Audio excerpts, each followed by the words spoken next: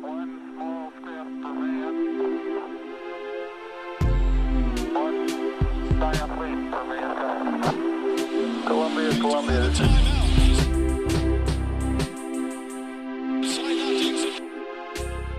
Houston, AOS, over.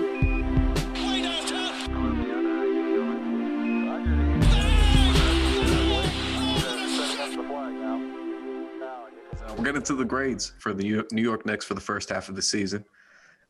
Again, excellent first half as a whole in terms of what most everyone's expectations were versus where we are now, which again, as I said at the top of this podcast, 19-18, one game over 500. So I guess we'll start with the headliner for our grades here. Tibbs came in, set the culture. Not just Tibbs, the entire coaching staff, Kenny Payne, Johnny Bryant, Mike Woodson. So for me, the coaching grade as a whole, I give them just a firm A. I think there's no two ways about it. I think in the coach of the year conversation, Tibbs is already at near the top of most everybody's list. I think you have Quinn Snyder, number one, just for the league leading record. The Jazz have been pretty tremendous to start the year. I have no issues with that. That makes sense. But just the fact that Tibbs is in the conversation, the Knicks are in the playoffs, I think it's undeniable the job that they've done. I know that we have issues with his rotations and everything like that, but firmly based off of the first half of the season and the results, which are them being in, fifth place, Julius Randle is an all-star. RJ Barrett looks like not the player that, we generally thought and hoped he would be. I can live with a couple of me being angry about Elfrid's in this situation. I don't want to let it cloud my judgment too much. I give him an easy A here. I think that was about as good a first half as you could have hoped for. I agree with you. I really do. I was conflicted on this one because based on results, I too want to give him an A. But then I thought about it and I thought about how I graded the players. And there's certain players where I was like, he would have gotten this grade if this. And I feel like with the coach, I have to do the same thing. So I gave Tibbs a B plus. That's fair. Yeah, excellent. I gave Tibbs a B plus because I love what he's done for us. I love what he's done for this team. I too believe that he definitely deserves Coach of the Year consideration. I think it's him and Quinn Snyder. He's been excellent. We're a top defense. He's getting guys to buy in. The camaraderie of the team is amazing. The whole coaching staff, they've been amazing. They've gotten the most out of guys. Guys are improving. They've gotten Mitchell Robinson to be a guy that can be on the floor for 30 minutes a game and stay out of foul trouble. It's all been phenomenal. But the offense, we're like one of the worst offenses in the league. And we shouldn't be. And I feel like there's some small, simple tweaks that could be made that would make the offense better. And the lack of experimentation at times has been frustrating, especially we're halfway into the season and still haven't really figured the rotation out the way that I feel we should. I mean, and that's me feeling like we should, but the offense could be better. So I feel like because there's certain things that could make the offense better, I also feel like he's holding back the rookie of the year. I think that we have the rookie of the year on our team and we're not getting to see him be the rookie of the year. Talk that talk. And I feel like that plays into also if you have the rookie of the year who does very well for your offense and your team is struggling offensively, I feel like those two things made me not able to give him an A, but definitely a strong B plus. Yeah, I want B plus too. I want B plus largely because I just think there is one more element that they're missing. I just want to see some different lineups. I feel like one of the things that they're doing is they're leaning on that starting lineup, whether it's Mitchell Robinson starting or Nerlens Noel. I just feel like even though we've changed into a team now where we're trying to win now and every game matters, I still think there's still times there where we can experiment a little bit with different lineups and different things that can help the team in the long run. Like I would love to see Quigley as the point guard a little bit more. I want to see RJ Barrett in the bench just because I want to see RJ kind of get the offensive possessions like we did in the Indiana game where he's leading everything. Even if you do that for 6 minutes a night, that adds up over time. We have a larger sample size by the end of the season. So everything Shaun said, I agree. I got to ding him just for that small thing, but everything else I love. Yeah, I want A-, just right, same neighborhood. And Thank you, Shaun and Quentin, for talking me down because I was about to give him an A+, and then just because of the rudderless, quote unquote, rudderless roster they inherited, I thought to get this team exciting again was a pretty massive win, but there are still some warts to be worked out. So I don't know. I feel like a flat 90 is good for them. Yeah. So the reason I ended up going with A in spite of the couple of things like that was because, obviously I agree. I think Quickly should be starting. It's strange for me to be the overly optimistic one on any of these grades, but anyway, I just figured he lets him play a lot of second half minutes. A lot of those generally overlap with the starters. He's been finishing a bunch of games. So that I was trying to be fair about, despite me being angry perpetually that Quickly doesn't get to start. So that was like the only because like for me, it became like basically, yeah, I like that he's finishing games. The only thing I'm missing now is him starting the game. So that's why I just went a little bit extra positive, but I don't disagree with you guys. Those are generally the same concerns and issues that we've had collectively as a group that we've agreed on most of the year. So that's probably the right grade. I in hindsight now probably agree more with you guys. But the next guy that I have on this list, I think, is the clear and obvious choice because he's the all-star of this team. He is the headliner, Julius Randle. I don't know what more you could really ask for from Julius Randle individually, and with the results that we've kind of gotten, as a team because of his play. I saw a couple of nice stats afterwards, after the last win to kind of cap the first half of the season. Julius Randle, per Elias Sports, Julius Randle is the first player in Knicks history with 800 points, 400 rebounds, and 200 assists at the All-Star break. Like and this is in a shorter season. So there's also that. This is the first time now, because of his strong play, that the Knicks head into the All-Star break above 500 since 2012, 2013. So again, off the strength of his great play, you got to give him the nod there. Julius Randle now has 10 25-point, 10 rebound, 5 assist games, already the second most in a season in Knicks history, per Elias Sports. Again, this is in the first half of a shortened season. So, I mean, for me, this was another A. I think this is no surprise that I was going to say that. What else do you want from this guy? It's like a plus defender now, tough defender. Again, I'd like to remind everybody, just last week when he had Sabonis and Rikers. Again, you can check my, mine and the Knicks Wall Twitter for the clip of that. It is one of my favorite clips of the season. But he's just been great. Plus defender, the playmaking. I mean, we've talked about most of it on this podcast, but what more could you ask for, guys? That's exactly how I felt. I feel that there's nothing more that we can ask for from Julius Randle. I mean, he's been an excellent defender. He's got 23, 11, and 5.5 assists on 48, 41, and 80. Like, that's insane. He's completely elevated his level of play, his leadership that he's elevated. He's had a huge effect. I gave him an A+. I think there's literally nothing else you can ask for. And he is, like, I feel like not only did he set the pace for this team, but he set the pace for this franchise. Like, I feel like his play and the way he stepped up and his leadership and the fact that they're taking the bus from the plane to the gym and things like that have moved this franchise forward. And I really don't think that you can ask any more from a person than Julius Randle has given us this season. Same thing. I give him an A+. Best player on the team, turned everything around, all-star player. Seems like someone you could build, assist in building the franchise around. So I went A+.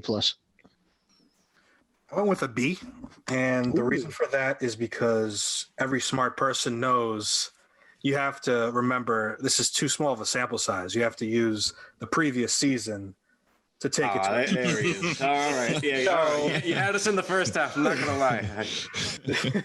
So clearly he had a C+, and right now he has an A+, so kind of evened out. I don't know if my math's a little off on that. But no, seriously, though, I gave him an A+.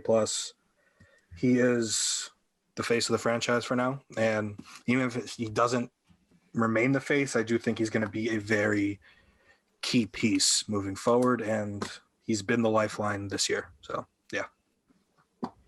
Yeah. So, I mean, that's that's that on Randall. I think that's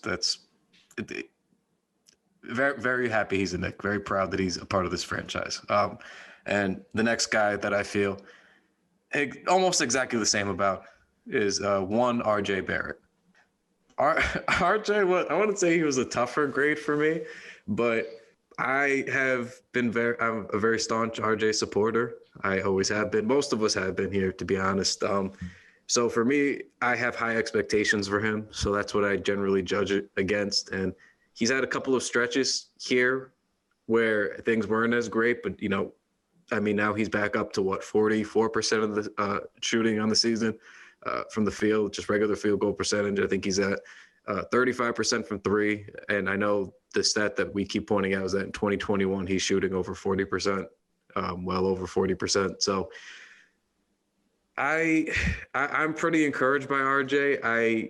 I had him like B plus A minus kind of territory because I thought he was good last year because of all the all-around stuff that he did, but I understood getting docked for the efficiency. So then this year when he's shooting this much better, he's defending at a high level. He's playmaking, not as much because Julius is so damn good at it, but he's playmaking. The game that we saw the other night was kind of the perfect, RJ game, 21 points, 5 assists, 4 rebounds, good defense, getting out in transition. Alfred was actually hitting him. But, my expectations for RJ is always more. I expect him to eventually be a 20-point per game guy and kind of keep evolving on this level that he's at. So for that note, I couldn't give him, for me, much better of a grade because he's already doing everything that I would ask and hope for in year 2. It's just, at the same time, I know there's so much more room for him to grow. So he's not a perfect player yet, but he's damn good. So for me, B plus A minus is fine. I think that's a good enough grade. I agree with you. I gave RJ a B plus. He was that 19 straight missed threes stretch that removed. It's an A. But if we're grading on the first half of the season, because that's what I said about Tibbs, where I was okay, I would have given RJ an A had that not happened. Yeah. And I also feel he's been really dependable for us. He's been the best wing defender on a top 2 defense in the NBA.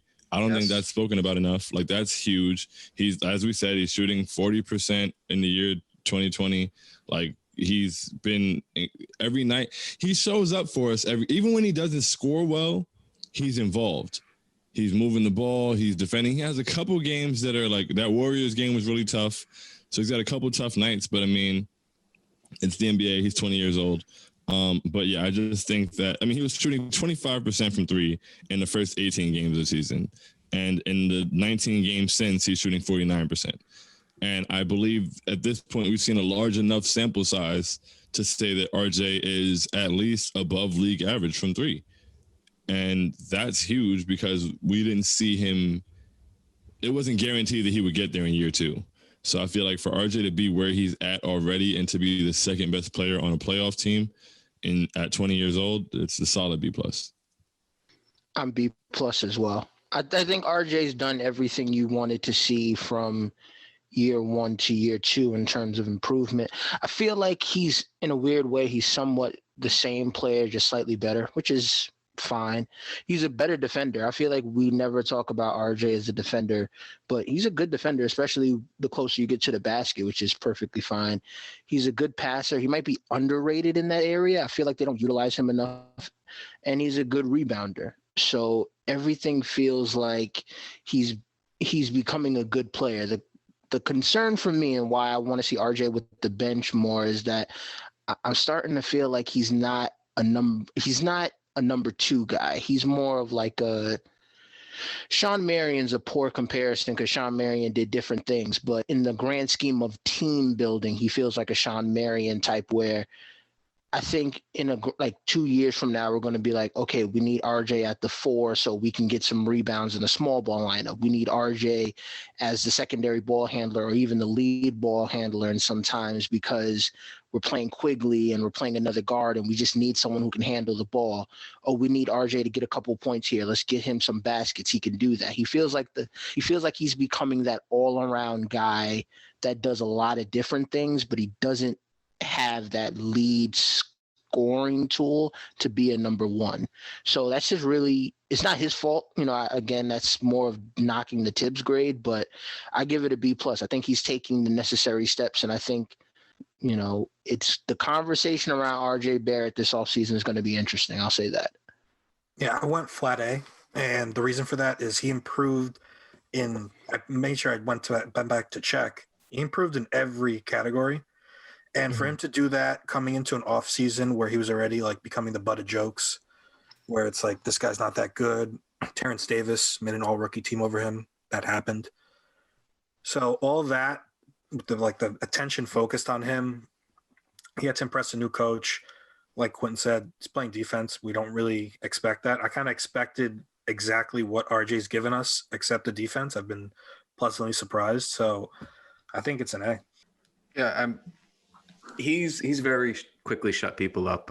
Some of these takes that I've been reading, some of these takes, like, this is why I get mad with, like, it's not even the stats thing. I'm not anti-analytics. You guys know and understand this. I just hate the way some people use, like, just, to me, it's like base level stats against players, like you guys got to just like not watch games through the, like, and I hate to say it, but like the spreadsheet shit sometimes, like you guys can't just, all these takes are about, he's a chucker. He all he does is shoot. He's inefficient.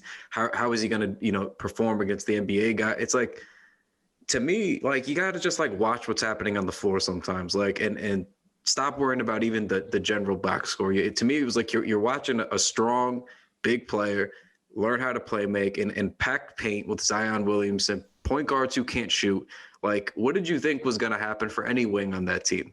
Like, I don't get what people expected or watched. And I didn't understand how people missed the defense that he brought to the table, the playmaking, the rebounding. Like, to me, like, as a big guard, all that stuff was like really important. So I thought he was going to be, like, at least have a safe floor in the NBA. Like, I thought at worst, this guy's going to be like a good starter. Like, I don't know if he's going to be a number 2 or 3, whatever, but I thought, okay, well, I feel actually pretty safe taking this pick. I don't see how he could possibly be a bust because he does all these little things. And then if he learns how to shoot a little bit better, now you're onto something. And then what happened? He started to shoot a little bit better, and now you're onto something because all the other stuff was there. The foundation of a good, smart player was there.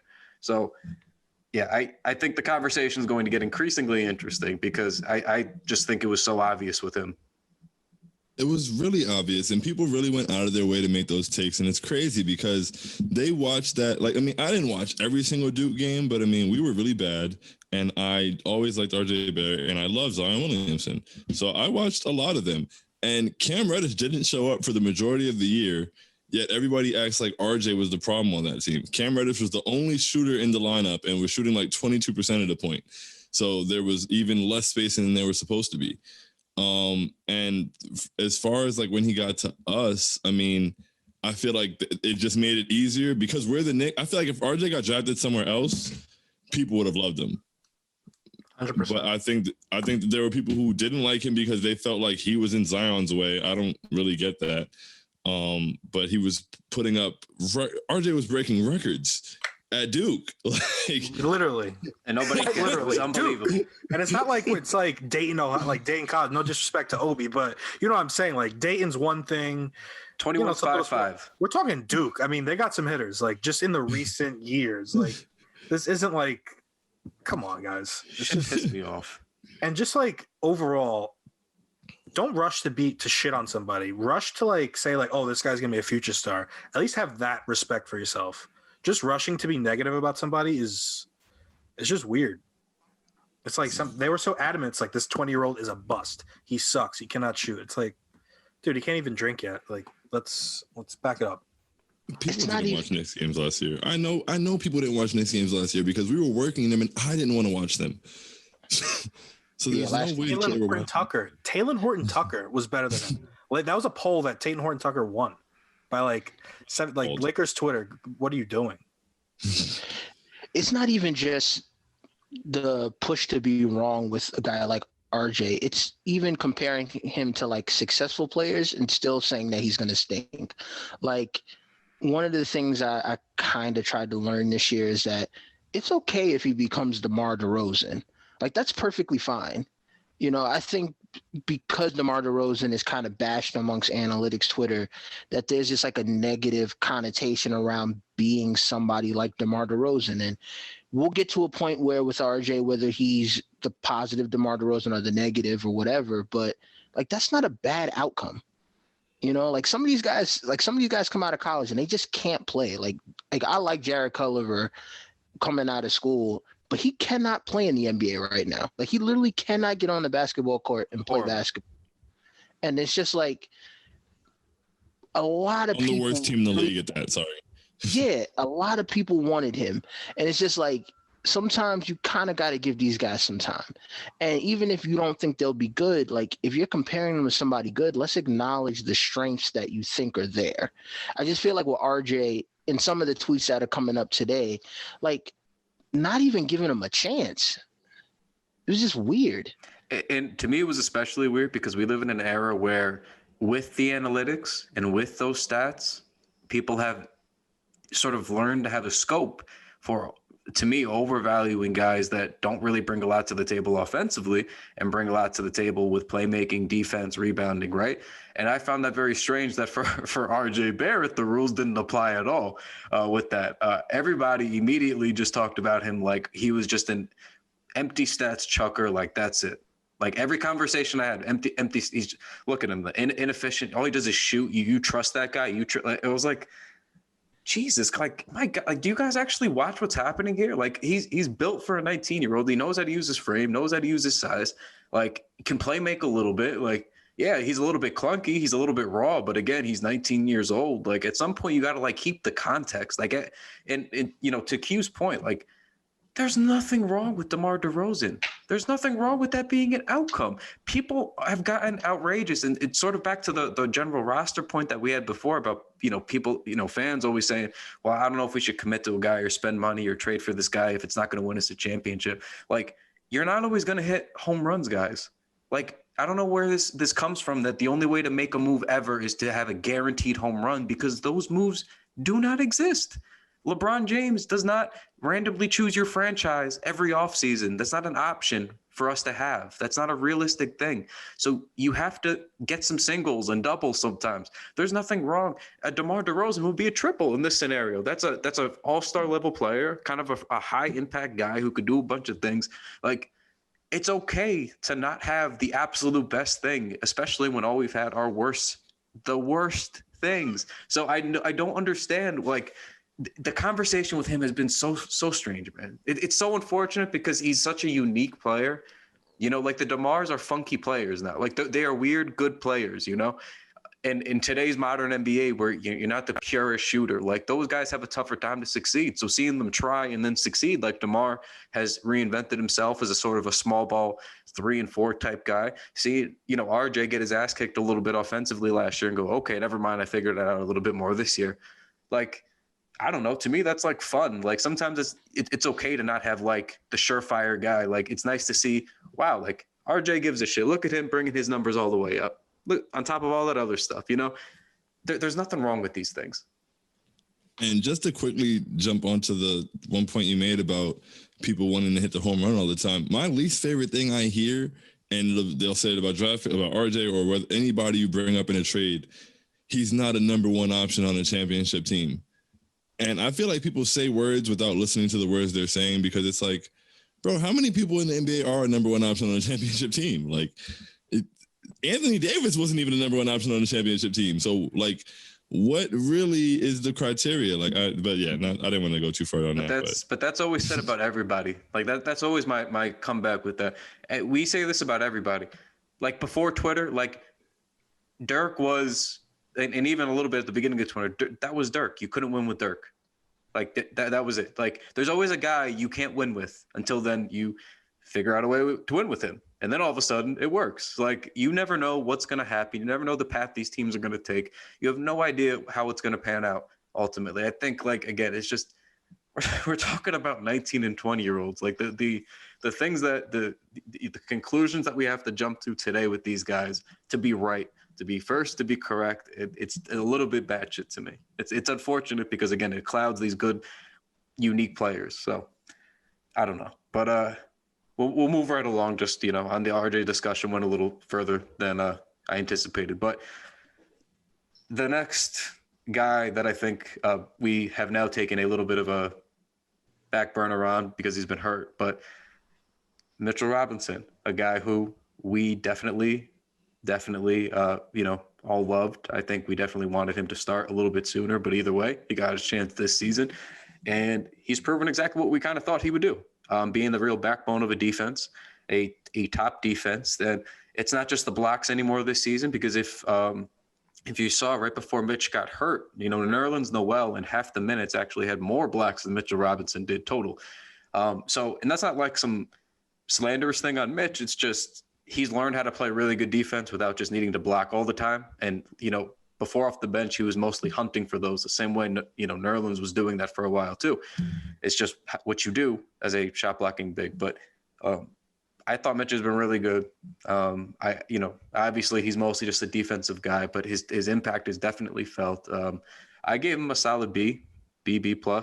I thought he's been vital. I think seeing Nerlens kind of manage since then, that doesn't take anything away, but just kind of knowing that his impact is mostly defensive, not to take away from the offensive and the lobs that he gets or anything like that. But I just thought a really good B for his first starting season so far is kind of where I'm at. I gave Mitch a B+. I would have given Mitch an A if we didn't see the dip in free throw percentage this year. Like, he improved a lot from the line, and he's kind of regressed a bit in that respect this year. So, but otherwise, I mean, he's anchoring a defense that's the top defense in the NBA. He's not getting as many blocks, but he's also getting like 1.4 steals a game or 1.2 steals a game, which is pretty dope for a big. And I believe that even though Nerlens has come in and filled in well, I think we realize how much of an impact Mitch has offensively. Just simply being, not that he has the greatest hands in the world, but I mean, he's got stickum in comparison. He has hands. At his 3.8 offensive boards per game were huge for us. The gravity that he has as he rolls. I think especially with us having a better pace now and hopefully spacing the floor more with who we have on the floor going forward. When Mitch comes back, we'll see even more of an impact from him offensively. But yeah, I just think that his impact on our defense and, being able to stay on the floor this year and be that guy is really huge. So I gave him a B+.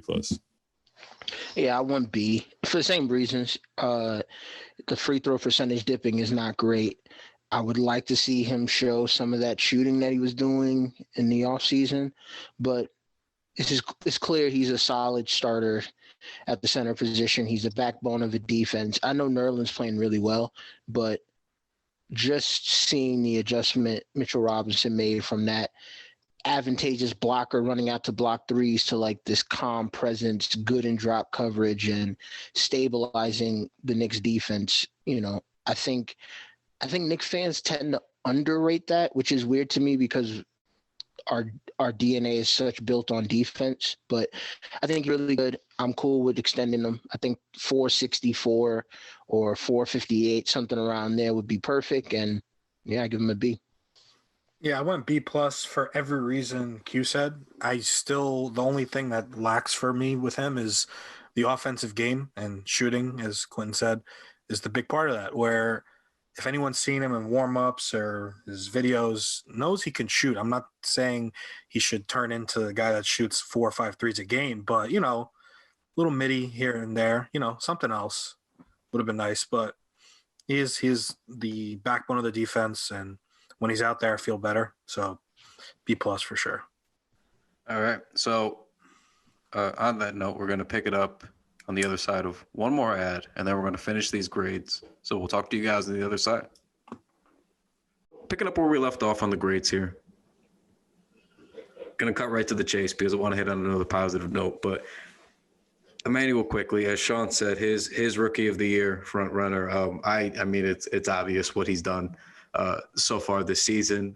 He's had his up and down games. Obviously, the ups and his regular games have been much more, consistent and regular than any of the blips. Generally, he has like one awful game and then he's kind of back to normal for the most part. I mean, he was tough because, so as I showed you guys with the coaching staff grade, I was trying to do my expectations versus what he's done versus, the just the context of him being like a good player kind of right away. I thought like same sort of thing with Mitch, like B plus-ish. Like only way I would have given him an A is if he was starting and, some of those rough games weren't as rough. But I think like there was a lot of questions with him immediately. I don't know if they were all, I'm not going to say not that they were valid, but, there was good arguments. Like I know Mike said it was a crowded backcourt, like with Coach Cal. Generally, he gets a bunch of talented guys, tries to play them all together. So you never know sometimes if guys are playing in the true right positions or if they're just trying to like fit in on a talented team. It seems like Quickley was much more talented than people thought and was just kind of hanging out at Kentucky, not really getting as much due despite being a 42% three-point shooter, 90% from the line. I don't know, but he's been very impactful with the shooting and the scoring that we never get from a lot of people, but especially not from the point guard position. And I just think that it is tremendous. So I gave him about a B plus. I think the only way it could have gotten better, like I said, if he was starting, playing bigger minutes more regularly, if there was just more consistency to his role, with that. But I mean, hard to be disappointed with the 25th pick in the draft, their second first round pick, like kind of performing the way that he has. Like he's already given you tremendous value for that pick. You know what I mean? So I think B plus is fair, good. I also gave him a B plus. I fully agree. I mean, probably would have given him an A if he kept shooting the floaters at the rate he was hitting them at. But that's sort of tailed off a little bit recently. He's got a couple games where he has an off night. I think mostly he's just the only person I feel in the NBA who can stop Emmanuel quickly is Tom Thibodeau.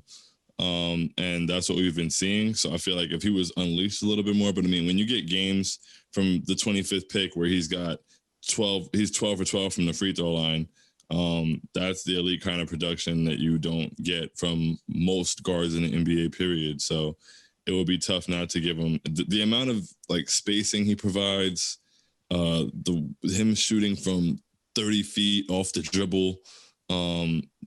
It's special. It's something, like you said, we don't normally see from point guards and we haven't seen in a very long time. I gave Quick an A. I think the larger thing for me is that he looks like someone who can impact the game in a multitude of ways for the Knicks. Like, I don't think he's a point guard per se, but when you have Barrett and Randall handling the ball, he doesn't really have to be that elite creative type. And he can shoot the basketball. I feel like, well, I've seen the synergy numbers, and the synergy numbers are leaning towards he's a really good defender, but he feels like a good defender to me. So this is a guy to me that when we start talking about the next steps for the Knicks, like he's someone who I want to stick around. So he's played really well. I mean, I think in the Spurs game, even though it was a quiet 26 points, he still had 26 points against a really good team. So I'm giving him an A. I'm excited. He looks like a legitimate piece moving forward. Yeah, I went B plus, and I really am happy that I feel like his ceiling is around CJ McCollum, and his floor is around like Lou Will. Like I think either way he's going to be a good player, and I'm just happy that he's given me hope that the Knicks can have good guards on their roster, because it's been quite a long time. So all that is just what gets him to B plus, I think, because compared to everybody else, he sticks out. Yeah, I mean, the shooting's been tremendous. And for me, I'm not making a comparison to anybody, but I like that he takes a lot of deep threes. I like that because you need a threat that's not just going to hit regular threes. You need a guy who's going to like scare people from 3-4 feet behind the line, because like that kind of space like can't be over. Like I don't think you could really like I don't know. Like I think that's like a really just for guys like RJ and Randall that need all the room to operate that they can get. Like that's not something you can really understate. And seeing him, become a real threat, like you can't go under on Emmanuel quickly. And even if, you decide to, he's going to make you pay. And then if you go the opposite way, he can blow by you because he's very, very fast. And then he gets into the paint for the floater. I'd like to see him get more layups, but at the same time, the floater's really, really good. And I don't blame him for stopping there if he's good at it. I think getting more to the rim is something he'll probably have to work on as he progresses in the league, but that's like the only other thing. And the defender note is interesting because I generally agree that I think he's a pretty good defender. Like he definitely isn't bad, but I don't know where his issue is with Tibbs then, because I do agree with that. And it might just be really as simple as it's a rookie thing. He's not going to play him or start him. And that's that on that. And that's what Tibbs does. And he has his ways. And again, they've been winning and Quickly's been mostly good. So I get it. But I don't know. I mean, it seems like he stays in front of his man most of the time. Like I don't see how he's like getting beat or embarrassed. Like normally when he has a rough stretch, it's mostly his own fault on offense because he's missing some shots or he has a couple bad turnovers back to back, which is like just regular rookie shit. So I don't know. I think his leash is a little bit too short, but like other than that, like everything's been pretty terrific. I've been trying to figure out Tibbs' issue with him, and it bothers me this season, but it is what it is. That step back pull up is gorgeous. That's my favorite shot of his. He's just so smooth. His release is so fast. That's what I like about him. Like it's very fluid. There's no load up. It's literally just like he's always kind of just like floating when he plays. You know what I mean? And then it's just very quick. Mm-hmm. Like sometimes he's a little bit indecisive, but again, that's just typical rookie shit. But like when he's failing it, like that Portland game, for example, he's just letting it rip. Just off the dribble. He's too quick. He's very light on his feet, and then bang, he's up in the air. The shot's already up. Like that's it. And you need that. Like you need guys who like that. And snap of a fingers, it could happen. And I'm glad that finally we got one of those guys on our team. And I agree, we do need to keep him around long term. I'm very interested to see where this goes with him, RJ, and Randall. That could be a very fierce grouping there. So. Mm-hmm. And as I always point out, I feel like a lot of his limitation is because of coaching. Like I feel like that inconsistency, the fact that he's not bouncing around the floor like that and just letting it go all the time is because he gets played. He scored 20 points in 20 minutes, and then the next night he played like 13 minutes. Like that's what? Crazy, man. It's like, come on, bro, put him on the floor, let him play. So not, there was a few game stretch where you could just see it. Like he did not look as comfortable. Like he looked like he was hesitating.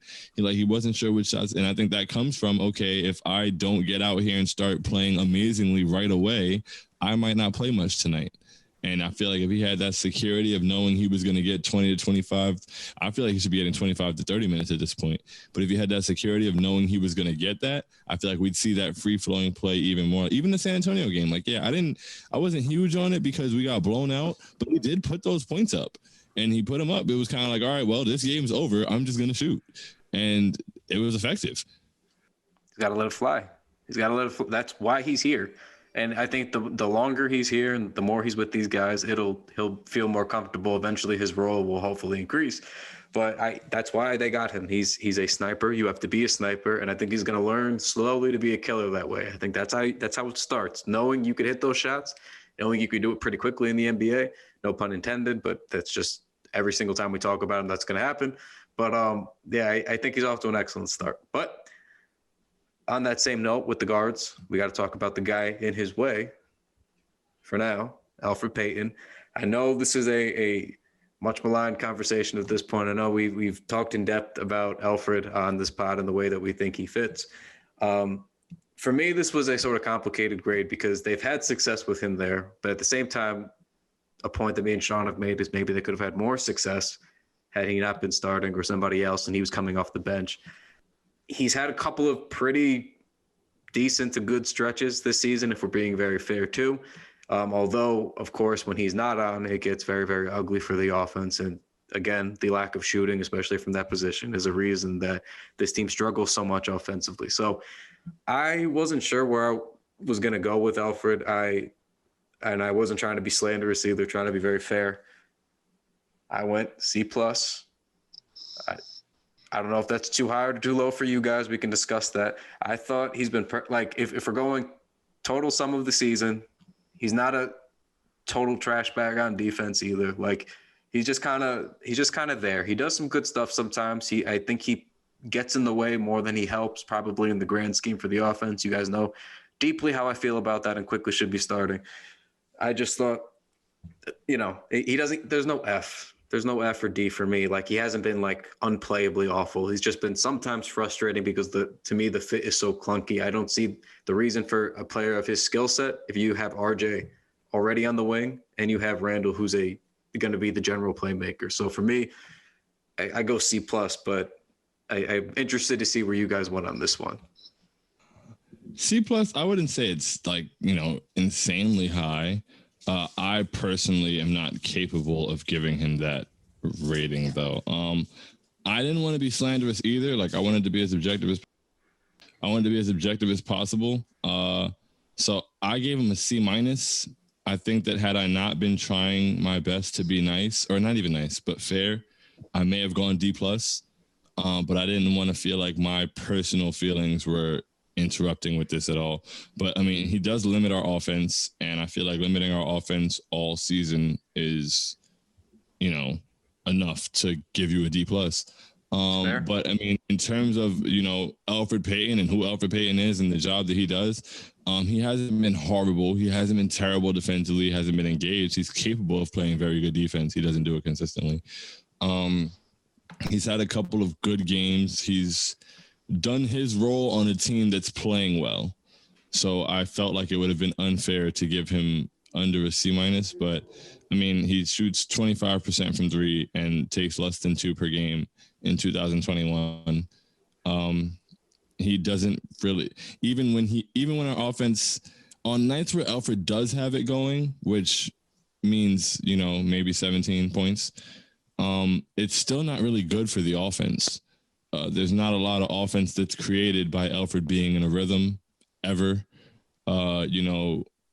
Most point guards, if they can get you a 20-point night, or most point guards, they take 20 shots, they're creating and they're forcing the defense to react a lot, and they're getting some assists off of that.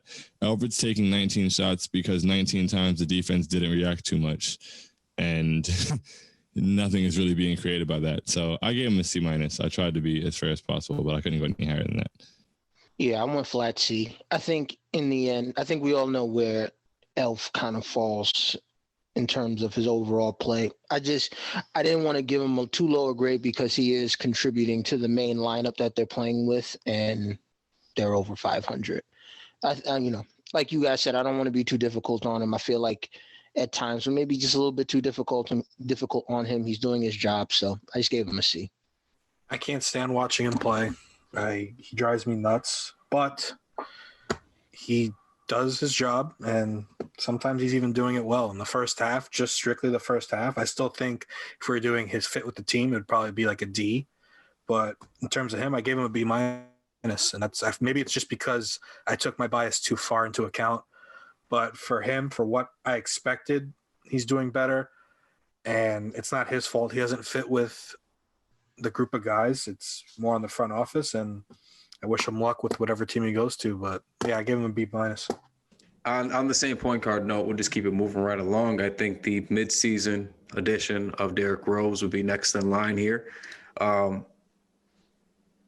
I gave Derrick a pretty favorable grade. I'm not going to lie to you guys, because I think he's basically been doing what they thought Alfred should do, except he's better at it. I think they like Alfred because, as Brian Gibberman pointed out in one of our conversations, that it seems like Tibbs like guys that just get to the rim. Like, he likes guys that are going to drive and kick, right?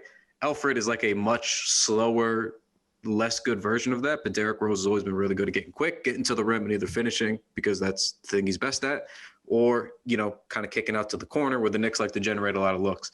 I think Rose has kind of come in and very quickly kind of done his job there. I think even when he was starting before the health and protocols issue, where he was, I guess, at a false negative that ended up not really being a true false negative, and then he missed back-to-back games after he was starting and playing pretty well. But, he could shoot better than Alfred, which, again, the bar is low there, but he's been knocking down some shots. He's been playmaking pretty well. He seems to play really well with Emmanuel quickly, which is very, very important, because we thought maybe there was some speculation he could be blocking some of his minutes, but really hasn't done that too much. Seems like he works pretty well with like Randall Art. I just kind of I like what I'm seeing. He looks for guys on lobs. He's hit Obi. He's, hit. I don't know. I mean, I gave him a B, kind of like a B plus. I wasn't sure which one. I think I just went with solid B because it's been kind of a smaller sample still with having him here. But I've been encouraged. I thought he's actually played really good defense too. I didn't want to just talk about the offense on my grades here. I thought he's played really good defense.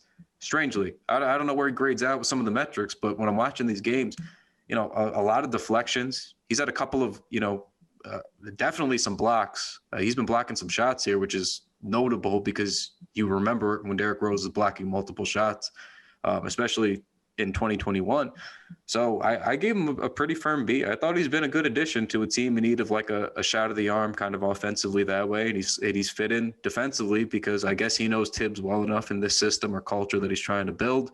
And the last note is it seems like he's really willing to play whatever role, whether it's off the bench or the vet, spot. And again, I know that there's other off-court issues and things, whatever, that people like to allude to. But in 2021, with what he's doing right now, with this team, with these players, with this roster, pretty good. I don't have any complaints, especially when it seems like a win-win because our boy Dennis is playing pretty well for Detroit right now. He's got an open opportunity, and it seems like the Knicks just weren't working out for him, and no hard feelings, at least on our end here. We were all rooting for him. So I'm feeling pretty good about that trade. B for Derrick Rose for me. I gave Derrick Rose a B+. I feel like he saved us in terms of pace. We started looking a lot better offensively once he got here. I feel like he's ultimately going to save us from the last person we spoke on. Hopefully, I mean, I don't want to be negative. And yeah, he's been better than I expected defensively. Not that I thought he would come here and not play defense, but he's been really engaged. He's been staying with guys. He's created a lot of opportunities. He has gravity offensively in 2021, like a lot of it. He's shot the ball well from mid-range and from the three. He's had very high percentages in a few games. He's given us a 17-12 game. And also in terms of his job and what he was brought here for, he's been an excellent vet. You can see the interest he's taken in taking IQ and OB. And I know that's like, I mean, is that on the floor? No, but like, does that translate to the floor? Yes. So I think that also plays into his grade. It's part of his job. It's part of his role on this team. So I gave Derrick Rose a B+ for this short sample. Same thing. I had a B+. At first I had my own little concerns about what he was going to do in terms of taking Quigley's minutes, but it seems like they're just going to play Quigley off the ball, and that has worked. I think Derrick Rose has been able to balance his offensive possessions with what the team needs. I really like how he was looking for Obi early, and I think he can handle the second unit for now until they make a decision on Elf and go from there. And it's weird because I feel like I'd be comfortable with him as a starter, which is something I didn't originally feel like when they made that trade. So to give up a second round pick and give up Dennis Smith Jr. for someone who you feel comfortable starting for, I think that's a worthy trade. So I give it a B+. I went flat B, but I'm kind of the same frame of mind as you guys. I think once he got here, we kind of took off where I thought it was going to be like a little adjustment period. And just this whole demeanor, him approaching him, is the first thing he's saying when he arrives is taking Quickly and Obi under his wing. Like that's already a good sign. And just the way he's been on the floor, it's not been like his first stint, which kind of felt like you could tell that he didn't want to be here. Now it's the opposite, where you can tell he actually does want to be here. So excited. Hopefully, I think his second half grade is going to be much better than his first half, but just kept it basic with the B. Yeah, just good addition. The cost was really there. Good addition overall. So it is what it is. And that was a good point too, Q, about the starting. I think we all kind of just assumed it was just going to be a bench thing or whatever, but he showed pretty much that you could still just plug and play him. A lot of talk about Tibbs and him and their relationship, but how much they trust each other. So I'm pretty sure whatever it is that the Knicks are running, Derrick Rose is entirely familiar with at this point because it doesn't really explain otherwise. So on that note, we can keep it moving right along and kind of get towards some of these other guys towards the end of the bench. And unfortunately, one of those guys is Obi Toppin. Hasn't played a ton. Kind of had strange minutes this season. Had a kind of an inconclusive grade for him, but in the minutes I have seen him, kind of like a C. I don't think it's really his fault to a large degree because he's playing so few minutes. He's a guy who was kind of the main option at Dayton, obviously playing a lot of minutes and was talked about being an NBA ready prospect. And basically whenever you talk about those guys, you kind of assume they're going to come in and at least be able to give you 25 minutes a game anyway.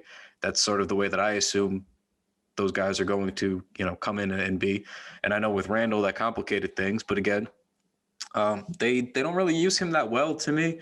I like that he shoots threes. I think that that's important. That's a good reason to have drafted a big who can kind of stretch the floor and do that. I don't like that he only shoots threes is my issue. They kind of have him camp out a lot. And then when he's not camping out, he cuts baseline for a dunk. And then a lot of times they miss him. Like plain and simple, Quick usually finds him. Rose has found him more.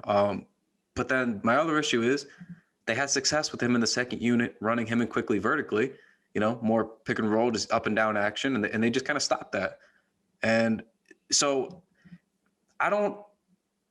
he hasn't shown enough in his minutes yet in the opportunities that he's gotten, but he's not really touching the ball a lot. Like even in these spots we saw in the preseason, they're giving him some like mid to high post looks.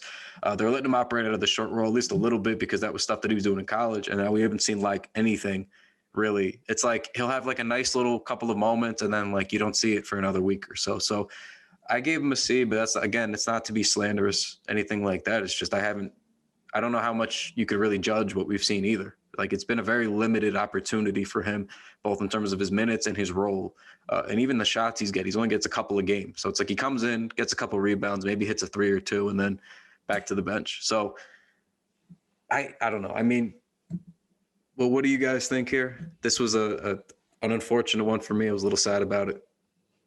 When I got to Obi, it did make me a little sad. Not really. A little sad, a little bit frustration, but not a whole lot of either. I gave him a C. One, we need to see more, but he looks more comfortable offensively than he did in the beginning. I also think he's been better defensively than I expected, for sure. And maybe I'm just missing it. Maybe I'm watching with rose-colored glasses. And that's another reason I don't know why we don't try the Randall Obi thing more. We saw it more last night, but I feel like it's playable because Obi doesn't look like a huge liability at all times on the floor, especially not one-on-one. So I'm impressed by that and encouraged by it. He finishes well around the basket. Like he finds ways to finish. He doesn't get a lot of shot attempts, but he's a creative finisher, not just dunking either. Like he has a pretty good touch on his layups. A couple of times he'll make a drive that looks a little discombobulated, but he finds a way to finish. And just his activity. I mean, he hustles, he goes after boards. He's out in transition. He runs the floor like a gazelle. Should I say gazelle? It looks a little junky sometimes, but he runs the floor well. I don't know if he runs it beautifully, but he runs the floor well. So those things all come together to make it, higher than a C minus. But yes, he's a C. Yeah, I went same way. I went with a C. Not enough minutes to really create a large sample, but like everything Shaun said, runs the floor really well. He moves well when he doesn't have the ball, which I like on offense. So he can kind of go in the paint and recognize that there's another big there, so he can kind of drift out to shoot a 3.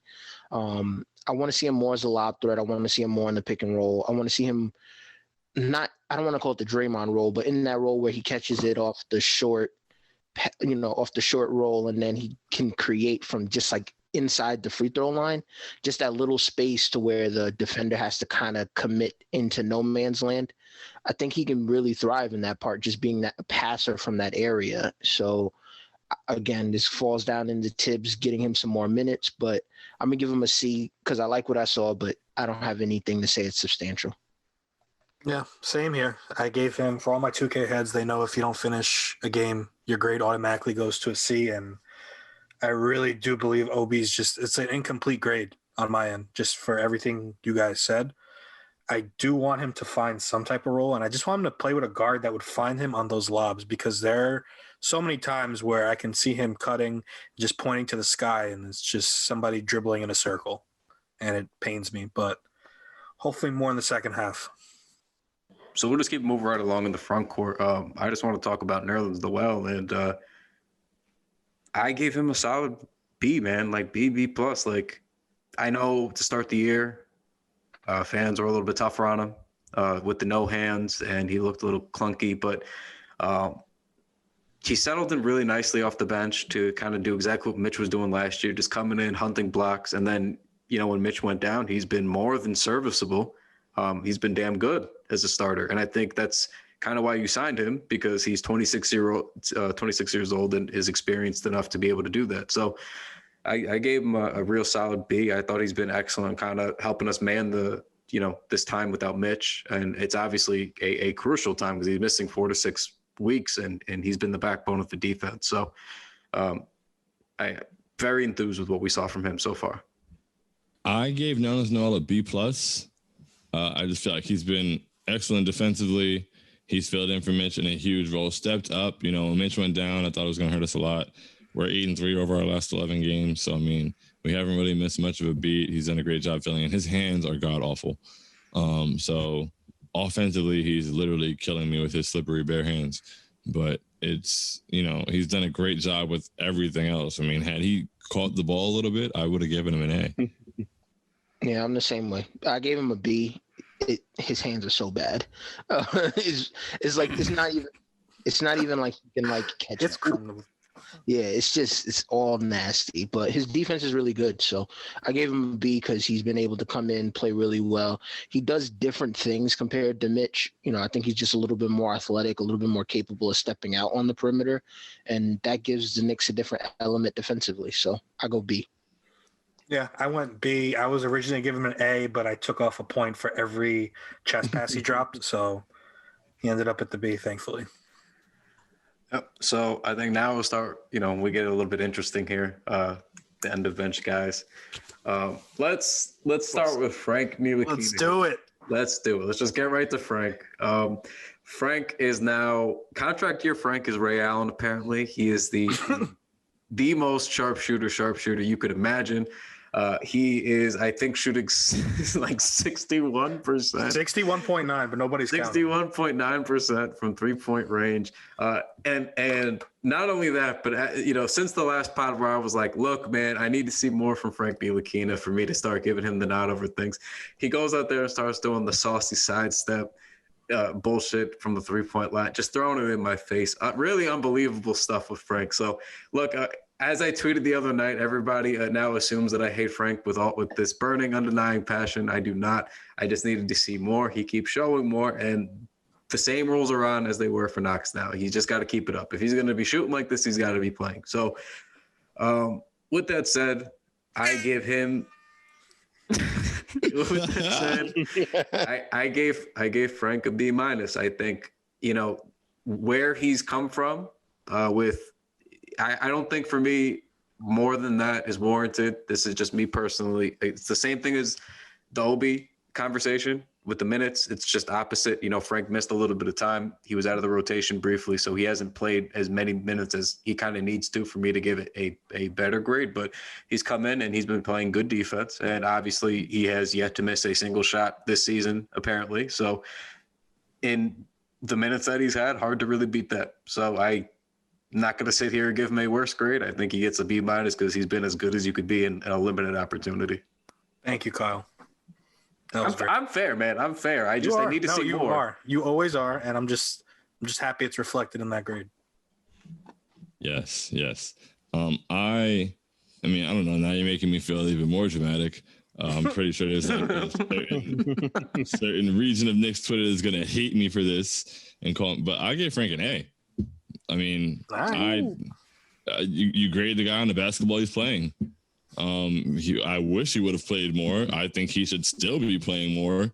But the time he does spend on the floor, he gives us elite defense, like the elite perimeter defense, top tier in the NBA, in my opinion, and moves the ball well. And he was shooting 54% from three. He was shooting 54% from three before. And everybody was like, oh, that's such a small sample size, though, blah, blah, blah. And then he came back and raised his percentage. So the guy's shooting 62% from three. He's hitting step backs. He's getting 4-point play. Well, they took it away. But, he's done a great job. He's in the right spots. He's shooting perfectly off of Julius. I don't know. It's the same thing as Julius, but to a way lesser degree. But what more can you ask for from Frank than what he's done in the minutes he's been given? Nothing. He's been great. I went I went with a B only because I think he can really shoot. He's shooting really well. And the thing about his threes is like, it's not like catch and shoot threes. It's like pull up threes and like sidestep threes and off the dribble, coming off a screen. Like he's hitting like the toughest threes you can hit. So I'm really interested in that. Playing great defense. I keep saying it's going to be interesting come free agency time, but his restricted free agency, like, I don't know what they pay him, but it might be worth it if he's just going to continuously be a 3-and-D guy. So I gave him a B. I'm kind of shocked they gave him the lowest grade. I gave him a C+ just because I expect so much from him, maybe. Frank Hater, unbelievable. Mike, get off this podcast. What a roller coaster, right? No, but seriously, my main thing with him is availability. He's only played 9 games, and I know part of that's on coaching, but that means something. There is something that we're not seeing because I don't think this coaching staff would willingly pass on a good player. I think now they notice he's a good player, but I just expect a little more, and I think I'm going to get it with more playing time. But yeah, C+, which is a good grade for him, I think. Yeah, I mean, look, that's actually interesting. We're all in the same neighborhood here on Frank. I thought that was going to go a wildly different way. But, yeah, I mean, again, if you're going to play good, we have nothing to complain about. Nobody hates any Knicks here. We just want the optimal outcome. And when you give us the optimal outcome, then we have nothing to complain about. So it is what it is. Good job for Frank. Please keep it up. I would like more sidestep threes to be splashed. It's an enjoyable process that nobody was expecting, except for, of course, Shaun and Mike and everybody else who's been yelling at me on Twitter every single night when he does anything. So it is what it is. I'm happy. I will always be happy to be wrong if it is in the Knicks' favor. I don't care. So on that next note, real quick, though, we will go to Kevin Knox. Enough injuries, Frank. What's that? Enough injuries, Frank, man. Stay out. Stay home. Yes. Just stay home, man. Just stay off the mend. Please. Yes. Yeah, It's those groin. Enough of you. Always the groin, man. I mean, it is what it is, but Relax, my guy. He's ubiquitously handsome. He can't help it. I love that joke is. It's been like 3 years with that joke. It'll never die. It'll never die with Frank. But real quick before we pick it up on the other side, because we have to finish with a couple of very special Knicks. We'll finish with Kevin Knox, Theo, of course, everybody's favorite, the Knicks ball character after this last week. So we'll get to him. And Austin Rivers and a couple of the other guys. And then, of course, we got your mailbag questions. So we'll finish it there. Sorry for the lengthy podcast, guys, but it's first half of the season, a lot to go over. So we'll catch you on the other side of this last ad. Take it easy. So next up with the grades here, folks, we have one Kevin Knox. Kevin Knox to me was another easy and conclusive. I thought early in the season and the role that he had, which was pretty much a 3-and-D kind of 4 type guy, just space the floor, hit some corner threes, and he was knocking his shots down. I thought he was playing pretty good defense, and that he was pretty active in his minutes. And I thought that was notable because he really hadn't been prior. He was missing a lot of shots. He was lost on both sides of the floor, often, if not most nights. And he really just kind of got with it this year. So I was pretty happy with what I saw, to be honest with you. I kind of had him like a C+, and I think I probably would have had him higher if he was playing more and at that same level, because now he's been buried. But the stuff that I saw, sort of the same thing with the Frank note, is that's kind of why I had them grouped similarly grade-wise. They both had small roles, but I thought in those roles, those limited roles and minutes that they've played, I thought they did well enough, I thought, to warrant playing more. So we'll see what they do with Frank, but that was my grade for Knox. It's still kind of inconclusive, but I thought C+. That seems fair. That I kind of hovered. I wanted to give him a B- almost, but I went C+. But I feel like, we saw slight improvements from Knox. And the reason I almost gave him a B- is because are we really going to knock a guy for not playing? I don't really know. I think that's really Kevin's biggest knock this year. Fun. But I enjoyed that. Well, but yeah, he hasn't played much. He's shooting 39% from 3. He's been a pretty consistent shooter, even when he gets his little garbage time minutes. I said little garbage time minutes. That sounds bad, but we got to be really careful. But when he plays for the small time he plays in stints at the end of games, he comes in and knocks a 3 down right away. Like, he comes off the bench ready to shoot. I feel like he looked improved defensively. He's not, a lockdown defender by any stretch of the imagination, but I feel like he's been competent on that end this year. When he's played, I feel like he's played basketball I feel like he's done everything that we would have wanted him to do. He was even in the beginning of the year, like, setting up and sealing in the post with his hand out. Like, he just isn't on the floor anymore. But in what we saw, I wanted to say B-, but since it's such a small time, and I mean, at the end of the day, I guess he would have to earn those minutes. So C+. Yeah, I don't know. I feel bad because it's just like he kind of started in the rotation, got a couple of minutes, and then as soon as they decided, oh, we actually have to like try to win games, he was the first one out. I feel bad. I mean, I'm gonna give him a C because I thought at the beginning he showed something that I thought he could be, which is like just a shooter, and like the defense he wasn't completely lost on. So, it stinks because I certainly would like to see him get a little bit more minutes and get a little bit more run, just to see if there's anything else there. But it certainly feels like he's just if he's hot, put him in the rotation. He'll hit a couple threes. If he's not, he'll sit on the bench guy. So I'll give him a C-. I went C, and to borrow a term from Turn on the Jets, my favorite football podcast, Kevin Knox is just another guy, and I think a C is just appropriate for him. While he is vastly improved from what we saw last year, he actually looks like somebody with a purpose and somebody that pays attention to what the coaches want. He went right to the corner and made that his home. But clearly something's just not working, where I feel like the coaching staff is mostly comprised of smart people. And if that many people just aren't fighting for you to get more minutes, maybe you're just not that good. And I think that's the case with Kevin, but hopefully I'm wrong. But C. Yeah, I mean, we'll see with him. Obviously he's out of the rotation now, and Frank is back in, at least temporarily. But, hopefully, if Tibbs is about merit, I think generally you should just ride the hot hand for guys. I think that's an easy basketball rule to follow. If guys are playing well and confidently, just let them play basketball. Simple. I don't know. All right. I mean, a couple other guys we want to get to here. Reggie Bullock was one of the starters I saved towards the end. But Reggie, for me, I already know where this is going to go for Shaun, of course. But for me, I try to keep in mind that they signed this man for like no money. Like, they didn't sign this guy to be anything special. I thought they signed him to be a role player that was sometimes going to hit shots, and he's mostly been a role player who sometimes has. Not that is a defense of anything.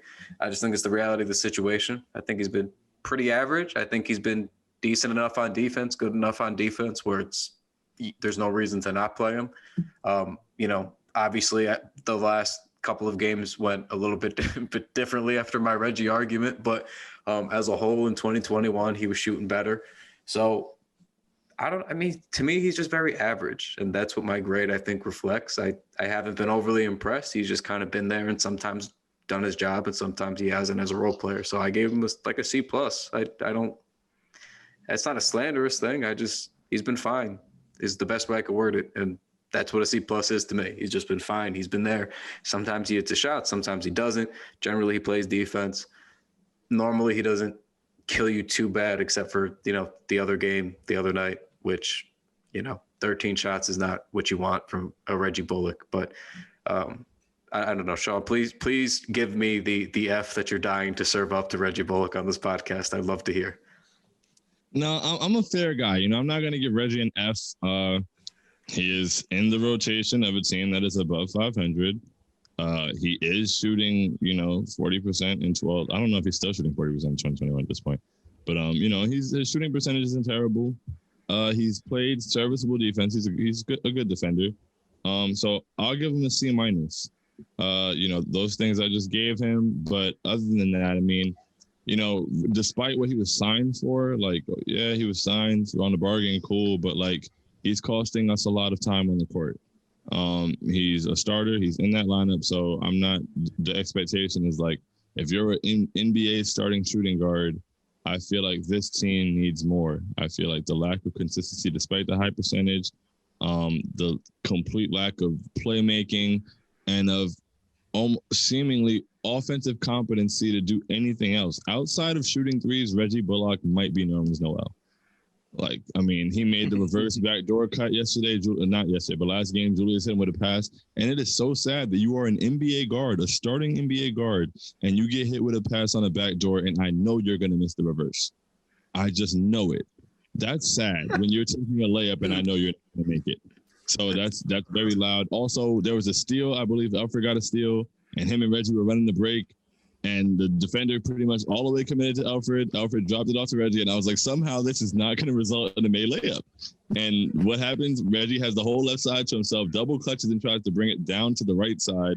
Ends up getting fouled, goes 1 for 2 at the free throw line. So somehow we didn't get 2 points out of this 2-on-1 possession with yeah. So he has way too many holes. I feel like this team would be so much better if we upgraded him. Like, I feel like he's done well in he's been passable in his role, but I just feel like there's so many people that can give us what he gives and more. Yeah, like I feel like I give him a C-. I feel like he's shooting the ball well, but he's ultimately the clear example of where this team needs to upgrade the most. Between him and Elfrid Payton, both of those guys are clearly upgradable. That's why I just don't have a strong opinion on those guys, because it just feels like they're just kind of holding their roles. They're completely average players who some games they're playing okay, some games they're playing poorly, and then we could just go from there. But him and Elfrid Payton are clear examples of where the team needs to upgrade the most. So I gave him a C-. I don't even really think he's that good on defense either, to be honest. He is not. And Reach. Right. And this is, just to clarify, this is not Reggie Bullock, the person we're grading. We're grading Reggie Bullock, the starting small forward for the New York Knicks. And that's why I went with a D+. I just don't think he does anything that someone else can't do at a decent rate, especially Frank, for example. Like, if Frank got Reggie's minutes, I think he is somebody I feel more confident with. Last episode, I said this. If Reggie's wide open, I'm not raising out of my seat saying cash. I'm waiting for it to go in, and then I'm doing a nice little golf clap. I'm not getting crazy with him. And like I said, it's nothing personal, but as a starting small forward, I think he probably ranked near the bottom of the league. I think I'd be more cool with Reggie at this point if RJ was regularly getting the second most amount of shots, because RJ's become pretty reliable with the way that they find him for three, which I like. Remember, we talked about offensively, it seemed like they have a system. Like, they are generating looks in generally the same spots. Like, Julius usually finds Reggie in most of the same spots. They usually find RJ in most of the same spots. They usually find the guys who go to the corner, like Kevin Knox and those guys. Like, they usually find them there. So it seems like they're getting the right looks. And, like, to me, RJ's like that should be the guy that is now taking 18 shots a game, like 15 to 18 shots a game. Like, that's my only real issue with, like, the Reggie thing. Like, I just don't like that. I understand that you got to take time to maybe find those guys that are going to fill those roles better, but it's like, you can't, even with that, like, you got to know your role. Like, you can't be shooting 13 shots.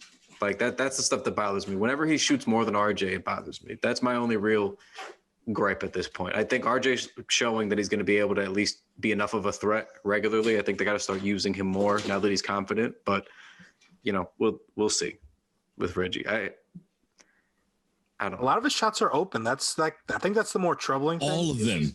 Like, he's not taking bad shots, just to clarify. These aren't like when Elf gets in those stretches where he tries to do this like floater over a center that clearly has no shot in hell going in. Reggie's taking wide open jumper and he's just missing them. And that's the problem if that's your quote unquote sharp. I don't think I've seen Reggie Bullock take a contested three. No, he's a smart player, very smart player on offense when it comes to shot taking. In the last 2 minutes, he gets, I don't know what happens to him, but he gets skittish and he throws the ball over the middle when he doesn't have to. But other than that, he's okay. And I'm tired of, and to Kyle's point about him taking too many shots, with Reggie being on the floor, I think maybe he'd be more tolerable if we didn't try to run offense for him. Like, I think the fact that we try to do those like pin downs and handoffs and like create opportunities for Reggie to come take this mid-range jumper or this floater that I'm almost certain without checking any numbers he's shooting below 30% on. It's a waste because he's not scoring well coming off of those, and he's not creating for anybody. Like, Reggie is not drawing any defense. Reggie is not getting to the line. Like, Yeah, they need to. They just got to give that. Go ahead. Go ahead, Q. Sorry. No, you go.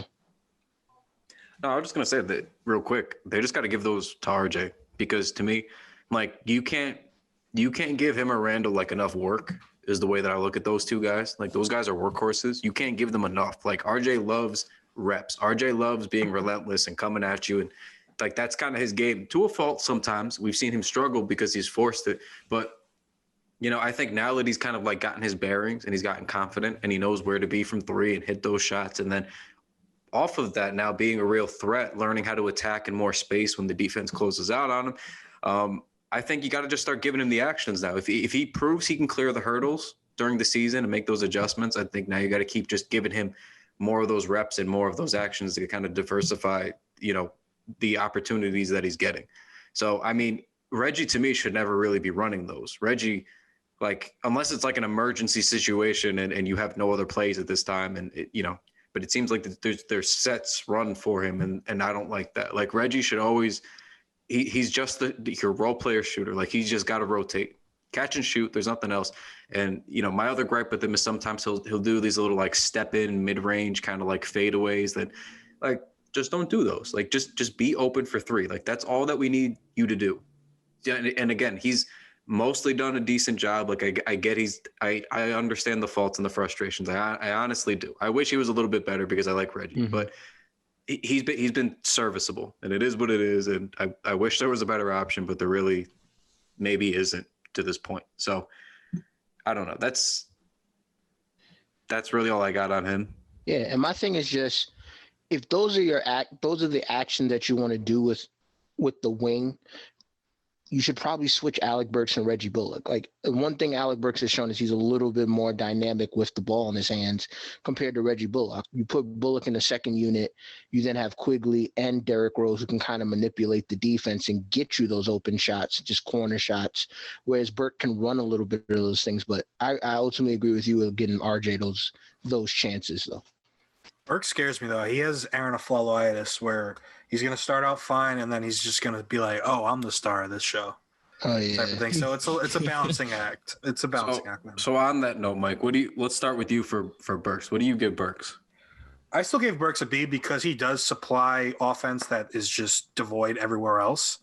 So he does his job well, but like I said, he does have those moments where he kind of hijacks the offense. And quite frankly, early in the season, we kind of needed him to have those moments. But as RJ finds his shot, Frank starts to get more playing time. I think he can start to be toned back a little bit. And Derrick Rose coming here, I think he can be toned back a little bit. But like I said, this is first half grades. And I think he was one of the better players for the Knicks in the first half. So B. Burks, I gave him a C+. He's been really good for us in flashes. He's also been kind of hurtful. And it goes into what Mike was saying about him kind of hijacking the offense. But that's one of those things that kind of, those dings on Tibbs I was talking about, because I don't really believe that we should be using Alec Burks like that at all. Like, I don't think that he should be running the offense out of high pick and rolls. That is completely unnecessary. He should get those curls that Reggie gets. He should take, wide open jumpers that are created for him. And he should get a couple wing ISOs, like if he's really feeling it and wants to cook a little bit. But I feel like he's being put in positions that aren't optimal for him use-wise, and then it throws off his production. Like when he starts having the ball in his hands too much, he doesn't really shoot well.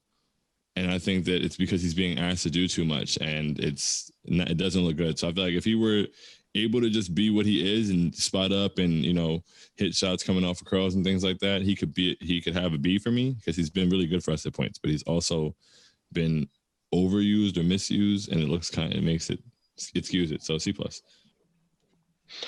Yeah, I went B- for all the same reasons Shaun went. I think in the grand scheme of things, you probably want Alex Burks to be like your sixth, seventh man who, in nights where you need him, he can give you 15, and nights where you just need him to give you 8, he can just get you those 8 points and you'll be all set to go. Maybe starting him is probably a bridge too far. I still think they should give him some of those touches that Reggie gives them in the second unit at the very least. But yeah, I think he's okay. I didn't see the Aaron Aflalo thing really until you pointed it out, and I'm just kind of running through moments where in the first half, he was getting a lot of those touches and a lot of those carries, and maybe that did kind of bleed over into some shot attempts that he did need to take. So I went B minus. Yeah, I kind of had like B minus. Although I do get Sean's points for sure, because that's kind of like the double-edged sword to those kinds of players. It's like you like them for the same reasons that they kill you, and it stinks sometimes, but like more often than not, I think he's been like a benefit for us, at least with the kind of ways that he can, operate in the offense and kind of create his own sometimes. And yes, it is definitely too much, but at least for me, it's not like Austin Rivers, where it's like if he's not on, he falls off a cliff. So I'm fine with Burks. I probably put him more like a B minus, but like he's been fine. I thought when they signed him, he was just a good, decent signing. He's mostly been that way. He's definitely less frustrating than Aaron Aflalo to me, at least so far in this first half. But that he's got to reel it in sometimes. That's my only stipulation. It's like green light is fine, but like sometimes it's like I've seen him like on possessions, he'll get his own rebound a couple of times. I've seen that weirdly. Like he kind of knows where his miss is going to be, and then he grabs it and he's ready to shoot again. It's like, bro, like relax, man. Like you don't got to just like take a deep breath. Just take like a step back, like reset the offense one time. Like you'll probably end up shooting a 3 again in this possession. Just breathe, take it easy. That's my only thing with Burks. But otherwise, happy to have another like offensive gun to some degree off the bench. On that same kind of note, though, we have to talk about Austin Rivers, who has not been super good after a strong start. Basically, when he's not playing the Utah Jazz, is the running joke that his powers disappear. Kind of disappointing. I gave him like a D. I didn't even want to do that. But he was somebody that I thought was probably going to be a Tibbs guy and stay in the rotation to some degree for most of the season, even if it was less minutes. But then them kind of going to Rose kind of signaled the end for him pretty quickly. And the way that happened so fast kind of made me draw even more doubt. So I thought he was a fine signing. 3 for 10 years is like, even if it doesn't work out, that's pretty whatever. So it is what it is. But I'm a little disappointed with that one, to be honest. I thought he was going to be, from some of the stuff that I kept up with Clippers guys that over the years, it kind of matched what I watched with the Clippers games and the way he kind of played. And even his time with the Rockets, like I thought he was solid. I don't know. I'm kind of disappointed. He's been like wildly inconsistent, but like I just said before to the last point, he just like falls off a cliff when he's not on. It's very strange. Like he's maybe the most erratic player we've had, and we've had some very erratic players. I mean, he's a strange one. I don't know. I mean, what do you guys think with Rivers?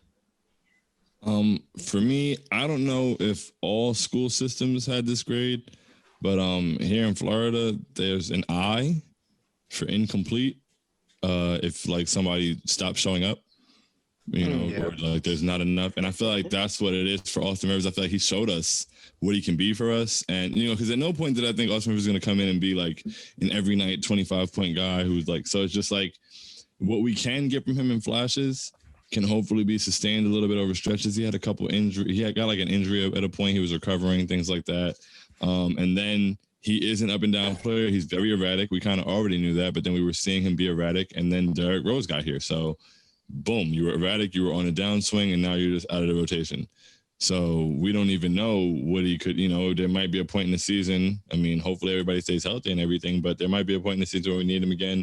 He's able to come up and, because even outside of, when we were first doing the whole Quivers thing and, loving them two in the lineup, it wasn't just because he was some like deadly scoring threat, but he made the ball move well. Like he added to good basketball being on the floor, but then he just went cold. So I gave him an I. Because I didn't want to give him a D. I didn't give anybody a D. If I didn't give Alfred Payton a D, I couldn't give one to Austin Rivers. So, I mean, I just gave him an I. I want C minus because he did win us that one game, but like it's weird. He just fell off a cliff after that. So I give him credit for winning us that one game. He shot well from 3 early too, but again, another guy that as soon as the Knicks decided that they really wanted to win, they just kind of pushed him to the side, and it's not totally his fault. I mean, I think he's a valuable piece for someone else if they decide to trade him. But Yeah, I gave him a C minus. Yeah, I went flat D just because he hasn't really done much outside of the Jazz games. And like I said, my grades are based on performance, not how I feel about him. I thought he was ready to become like a new crazy eight, and that hasn't been the case. And kind of sucks because after that Jazz game, I was really hyped that he was going to become like one of those guys that you start to fight for on Twitter. And it's just not how it happened. Yeah, it is what it is. It works like that sometimes. Guys are easy to root for and end up being fan favorites, and sometimes the play doesn't follow through. But on that note of fan favorites, there was an incident this week. I think we all know what I'm gonna allude to here. There was a tweet. Things get said during the course of the game. Now, guys, I'm not defending the tweet. I just want to say we got to speak our piece on the podcast. We've said some terrible things about players over the years, both on this podcast and on the timeline. But I'm just interested that that's where the line was drawn. That's all I'm going to say. Just interested. I thought surely if you've tuned into the timeline before, we've gone different routes. I just thought that was interesting. But on the note of that. Theo Pinson, I gave a V for vibes. So I'm happy about that. And I don't even mean that to be like overly like slanderous or anything. I genuinely mean that. Like he's been a good guy here. The chemistry, like I genuinely do mean that. And that's all that we can really go off of. V for vibes. They're gonna kill you for that.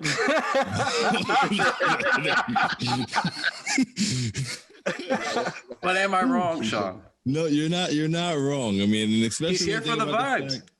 That a That's V is just an upside down A. I mean, I get it. Like. There we go. Yeah. So V is. I mean, it's the right. That's honestly probably the right answer. I personally. And maybe just because, I'm erring on the safe side after they almost killed us, because I think that part of the reason people were so upset is because of the energy that Theo gives off. He's such a positive, happy guy. Look, it's fair. It was a clear joke, though, too. It was a clear joke. It was fair. Again, I'm not even trying to defend the tweet because we deleted the tweet. I apologize for the tweet. But I was interested that's where the line was drawn. But in all seriousness to it, I wasn't even trying to be funny with the grade. I do think he's been good for team chemistry. I think there's a lot that goes into the culture in general. And it starts with coaching. Obviously, somebody comes in and set the tone. But then, there's lots of components to that. Like, you need a star to step up and work hard. You need that to rub off on your younger guys and the role players. They have to want to buy in. Guys got to want to fit into the system. RJ's got to want to be better. And, guys got to be good teammates. That's very seriously part of it. And I'm not joking. That's why guys like Jared Dudley hang around. They're good locker room presences, and there's nothing wrong with that. So he's been good. I mean, if you watch the games, there's a clear aura to the team. That's all. It's been better. And that's why me personally, I figured, okay, with the coaches, what do we do with the play? For what his job is, I gave Theo Pinson an A+. I mean, I thought I was gonna be the only one. I really was good. I fuck with that though. Yeah, I mean, it's not for the basketball on the floor, obviously, but that's also not his job on this team. Right. So his role on this team is to be the super supportive teammate. Mitch posted yesterday a picture with him saying that, he's the best teammate he's had. I mean, this is only Mitch's third year, but still. We saw it when he was with Brooklyn, when he was active and doing all the dances, and it was a huge part of that Brooklyn team and their culture. And, when the Knicks brought him here, and I think we got rid of Trier and brought in Theo Pinson, I was confused at first. I was just what is Theo Pinson coming here to do? Trier's pretty good at basketball, but, Alonzo Trier just had a horrible year in the G League bubble. Not that we're rooting against him at all, but, if you're going to have that guy who's the 15th, 16th, the guy at the edge of the bench, he's doing his job. He's contributing. He's super enthusiastic, especially in a year where there's no fans or now limited fans. He's been the energy. Even that one of our favorite moments, or especially one of my favorite moments from the season is when they were all standing by Julius, IQ, RJ, and Theo Pinson in for the post game interview, and you can just see the effect that his energy. It seems infectious. Even his IG stories, RJ comes in with the veil. He's like, "We better drop 50 tonight." That's cool. I even like being able to see what is going on in the locker room. So A+. Yeah, man. They're gonna clip that part about the V for Vibes part, but I'm gonna give him an A. So we're all good. Yeah, man. I mean, he's an end of the bench guy. I don't want to get too out of line, but I do think it's interesting that we were the only ones that were attacked. That's all I'm gonna say on that part. But yeah, man, we love Theo Pinson. He comes in, he provides the energy. Every game, I'm sure we can get a clip of every game of him just bringing the energy. So, it was all love. It was just a joke, and I hated that he took it that way. So give him an A. Yeah, same. I thought I was going to be the only one that did this, but yeah, A+. I think we haven't had a good chem. I can't remember the last time we had like a really good bench guy. Maybe O'Quinn, but O'Quinn played. I'm talking about like somebody that I don't know. I feel like we just haven't had someone like that. I do think that's an important part of a team, just to have like somebody is going to hold you down even when you're struggling, or just a good teammate. And I think that's his role, and he does it very well, clearly, because this team looks radically different than it did before he got here. Yep. So, and to those, I mean, I don't know, like, who does or doesn't listen to this podcast, and I try not to be too spicy all the time, not from this account at least. But to those of you out there who are like echoing this whole, like yesterday I saw someone on the timeline, they were like, oh, Mitch posted a picture with Theo Pinson, and they were like, oh, he's dunking on all those slanderous Knicks wall jokes. And I was like, bro, I had to call it out. I was like, yo, this is ridiculous. Like, you're being very ridiculous. All those is like a very strong word here. It was one joke. It was apologized for. Don't take all Theo Pinson content now as a slap in the face of the Knicks wall. And it was somebody from another Knicks coverage thing too. So I just thought it was very ugly. So stop doing that. It's nasty. Depending on who, don't be an idiot. Don't be nasty. Just don't be a stupid fuck. You apologize though. Okay, good. All right, so I take that back. But come on. Yeah, people like to drag things out. Look, again, we make jokes. If you know the Knicks well, we make jokes. This is what we do. Generally, it's been a hard thing to do is watch Knicks basketball for a long time. So we've always made the same kind of jokes for a long time. And again, not a defense, but people found it, took issue to it. We took it down, not a big deal. But sometimes our jokes are stolen and no one says anything about them either. That might have to change in the near future. That's all I'm saying. This is true. Look, man. I mean, I love this cue. This is spicy. This is spicy Q. I was not expecting spicy Q, but spicy Q is here. Nah, the energy got to change because some people be acting funny. I'll be seeing it. I don't say nothing, but the energy, they be acting up, man. They be moving around crazy. From my personal account, I will pop up in your mention, so stop playing. This is true. Look, I try to be very reserved in my old age, but Shaun is very much not with the shits. So I mean, if just be careful. I don't have the energy anymore, but Shaun does. So he will find you. This happens often. So just be very careful. Tread carefully. My last note here was Taj. Taj, I just gave a good lead-in, by the way. Yeah, I mean, I gave a simple C. Again, nothing wrong. He's come in, played a backup role, limited role after not doing anything during a pandemic and not being signed to any team. Just came off his couch, basically played decent basketball off the bench for us at a time when we're shorthanded.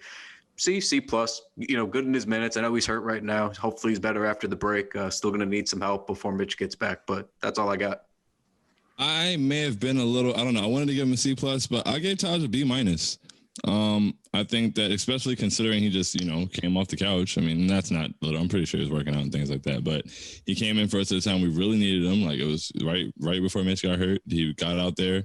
He filled in those minutes. And part of Noel stepping up the way he did and has is Taj also coming in and doing a good job off the bench and helping to mitigate the loss of Mitch as well. And I also feel like Taj adds it's weird, but I feel like he adds a different dynamic to us offensively when he's on the floor. Like, he's a little more capable than definitely than Noel, and even more so a little bit than Mitch, as far as things like certain dribble handoffs and screens and, being able to pop a little bit on the screens.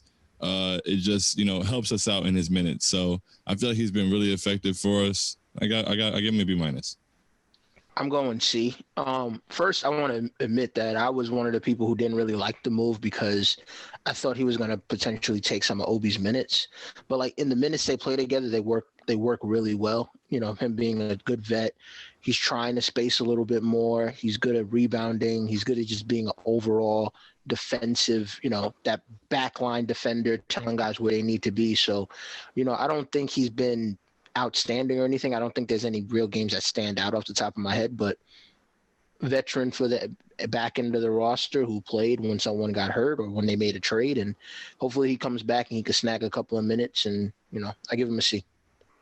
The one moment that does stick out for me with Taj was the end of the T-Wolves game where we needed to stop. I believe Noel fouled out or he was in foul trouble, whatever the case was. Gibson was put in late in the game, and for some reason I really felt at ease that Cat wasn't going to score, and sure enough Gibson stopped him. And it was just that moment. I was like, this guy's just a great security blanket, and he plays the perfect amount of minutes. And when Mitch comes back, he probably won't play at all, which is fine. But if you do need him, he is there, and I think that's worthy of a B. Okay, yeah. I mean, that's mostly fair. We only got a couple minutes left here, so I do want to hop right into the mailbag. These are very quick answers. I think you guys would agree, so we can kind of fly right through a lot of these. At Q's Knicks fan, we got thoughts on a Harrison Barnes or Jeremy Grant trade. I don't think either one of those are on the table. If they did Harrison Barnes, I don't know. I guess that's sort of a weird stretch four idea, but why would Jeremy be on the table for any trade? I don't think that's a thing. Definitely don't think Jeremy's on the table at all. They just signed him there, and they're getting pretty good return on their investment, and they don't really have much else. And Harrison Barnes, that's interesting. I've heard his name come up a couple of times. I would like that. It would let RJ go to the 2. It would make me stop seeing Reggie Bullock. I don't know what the price would be. I can't imagine it would be very expensive though. So I wouldn't mind that. He scores well. He's an experienced guy. He's a solid enough wing defender. I'd like Harrison Barnes here. Yeah, I think Grant is going to stay in Detroit. I feel like they're going to probably flip him in the offseason, maybe sell high if they can get the right assets. But Harrison Barnes is a weird one. I kind of see the fit where you could put him. I think I would lean towards maybe a little bit more of a cheaper alternative, just someone because I feel like at the end of the day, you kind of want to upgrade the starting spots and you're looking at that backcourt. I kind of want somebody who could shoot a little bit better alongside RJ. So I would pass on Harrison Barnes, but I get the logic. I'm good on Barnes. I would like Grant, but I don't think he's available. Yeah, I definitely mostly agree with that. Barnes wouldn't be bad. Don't think he'd cost much, but we'll see. Don't think that's really on the table either. Is he an expiring, by the way? If it's an expiring deal, I don't hate it. But if we are on the hook for $22 million with him, I'm good. I don't know offhand, but I'm just going to keep it moving for the sake of this. At Daniel 91897732, you got to change your at, buddy. Eric Gordon, a nice fit for us. I'm big anti Eric Gordon over the last couple of years. Definitely this year. No, thank you whatsoever. I'll take my chances on Alec Burks, my friend. Sneakily one of the worst deals in the league right now. So yeah. I would pass on him too. I would also pass on Eric Gordon. The price doesn't, and he doesn't fit the window of the team. It's like 34, 33. That might be wrong, but he's old. Sure. Right team, wrong player. Give me Terrence Ross if we're trading for a Magic player, or even Mo Bamba. I'll take either of those guys before I even ask about Aaron Gordon. Oh, wait, did you say Aaron Gordon or Eric Gordon? Aaron.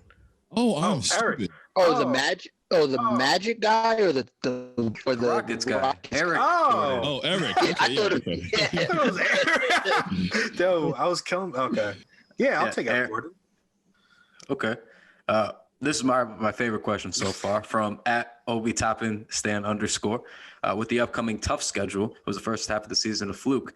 No, my friend. They had one of the toughest schedules to start the year. So even if the second half is tough, I cannot sit here in good faith and tell you it was a fluke. I think they earned most of those wins, if not all.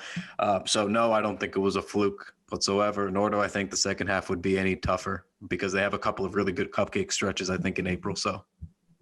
And they can make a trade, so that's also something that we have to take into account. We'll get better. Yeah, we'll be fine. I'm gonna cut it there real quick with the mailbag, but make sure you guys are, following us on the Knicks Wall. Make sure you're tuning into the knickswall.com to keep up with all of our content and our articles, and make sure you just check out on our Twitter, and it's going to be on Instagram shortly, our latest All-Star Weekend drop. We just dropped a new shirt, which is the Lucky Lefties featuring RJ and Julius, a little spoof of the Bruno and Anderson album. So go check that out. It's pretty fire. I like it myself. Ryan Gray outdid himself once again. So make sure you copy yours now. hopefully we have them up for a little bit, definitely through All-Star weekend, but we'll see. So definitely get them while you can. As you know, with the Obi shirts, supplies are limited sometimes.